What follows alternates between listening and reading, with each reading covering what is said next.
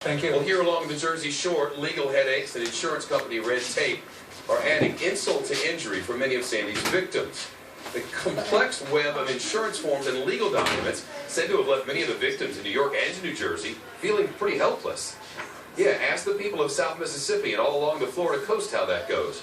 This is not a new story, but it's brand new in this region. Some of the victims that have seen some of the money tell us that it's not nearly enough to cover all of their damage. Rick Leventhal continues our Team Fox coverage. He's in Bayhead, New Jersey for us this afternoon. Hey, Rick.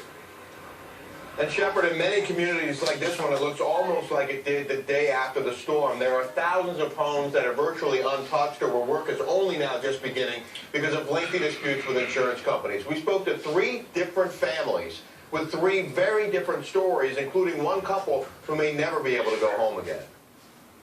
It's just a very surreal. It's hard to imagine that we used to live here, you know, that we had a life and now it's gone. Kim and Jay Purcell bought this small bungalow near the Jersey Shore 8 years ago, just before they got married. The water came from underneath and rushing underneath, and it also hit the top layer out through here, which was my husband's office.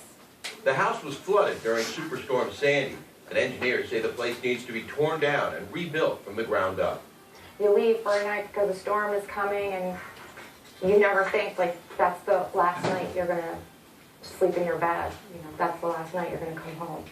But even though this couple had full flood insurance and say they were never late on a payment, they've only been offered $28 grand, barely enough to demolish the house and clear the lot. They're dragging their feet, you know, they're submitting low offers to the point where, like, you know, what, you're supposed to walk away even though you had flood insurance? I mean, that makes no sense. This was the kitchen area? Jim and Tracy Kenny have done slightly better with their claims. They fled their home in Brick Township just before it got swamped. They've gotten about half their estimated repair costs and insurance money, but say it's been a constant battle. We just want to put our house back together.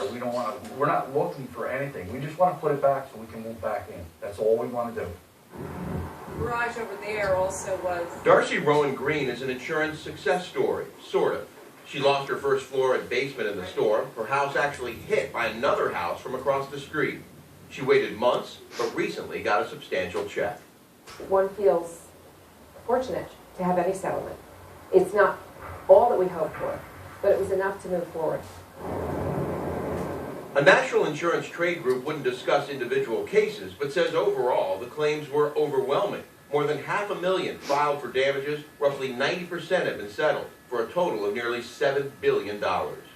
It's not that we're trying to, in any case, make sure that the amount is less than what they want, but we're trying to make sure that what we pay is actually the amount that is due to them under the terms of the contract.